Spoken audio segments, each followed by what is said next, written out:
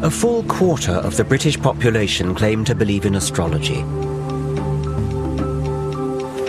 That's more than believe in any one of the gods touted by religions.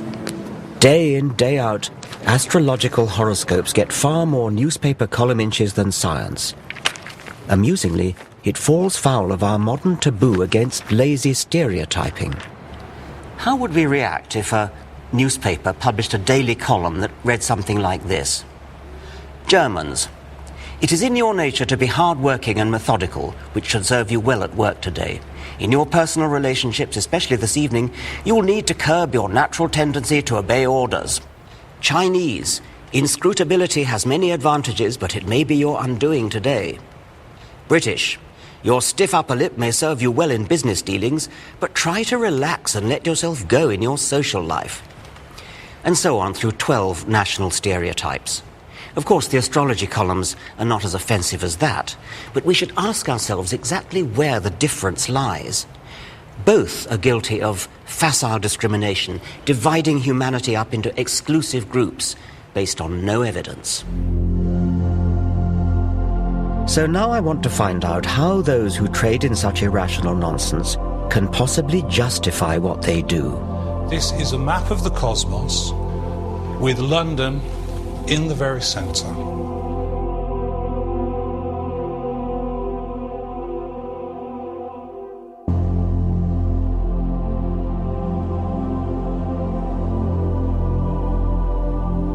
I always thought that by the 21st century, science and reason would have long since cleaned up.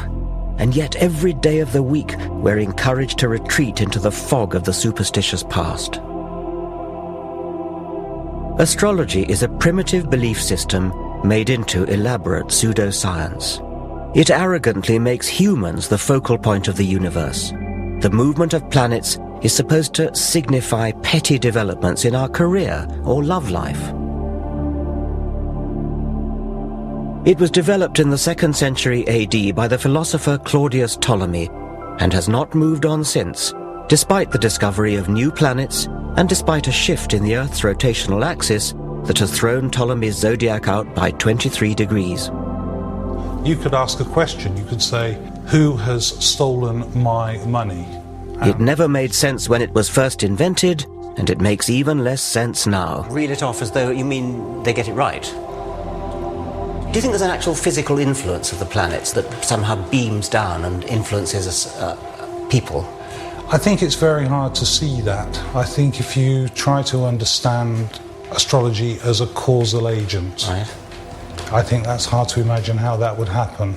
I think you have to look at the planets as signifiers. When you look at the movement of Saturn around the zodiac, it's a very strong signifier of what's going on in individual lives. I don't even understand how they could possibly be signifiers. I mean, how could the rise of Saturn possibly be a signifier for something that's going on physiologically in a person's body? The position of planets in the signs of the zodiac. This is what you keep coming back to ask me. How could it possibly work? Yes. And I've told you, I don't know. It's a deep, dark mystery. What isn't a deep, dark mystery is why the trite vagaries of newspaper horoscopes seem to chime with readers.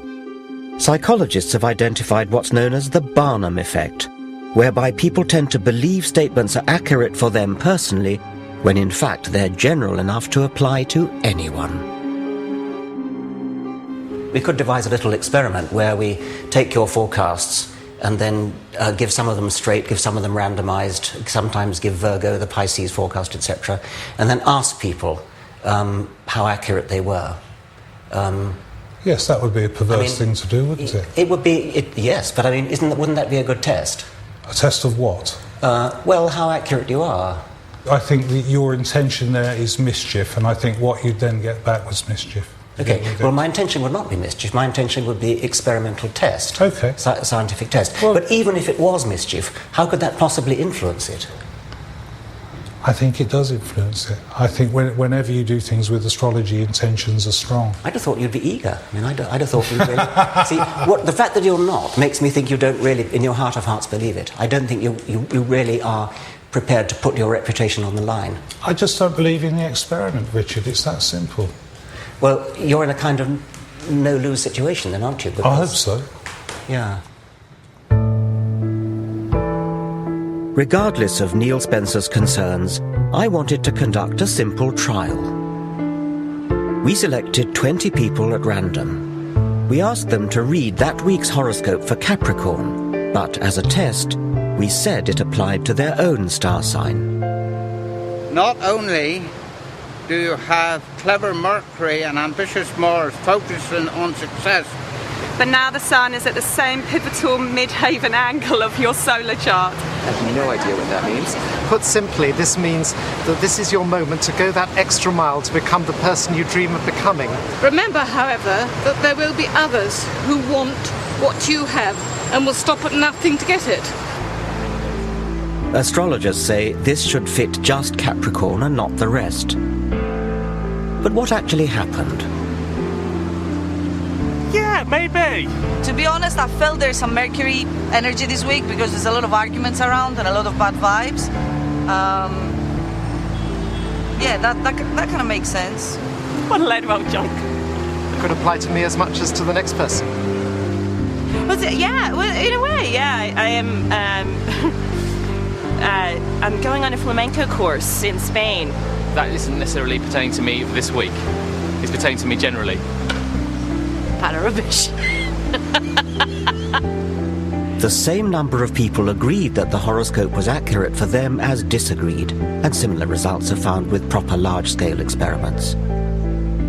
Technically, all but one of our group should have disagreed, namely our only Capricorn. Does it apply to you? Not at this moment, no.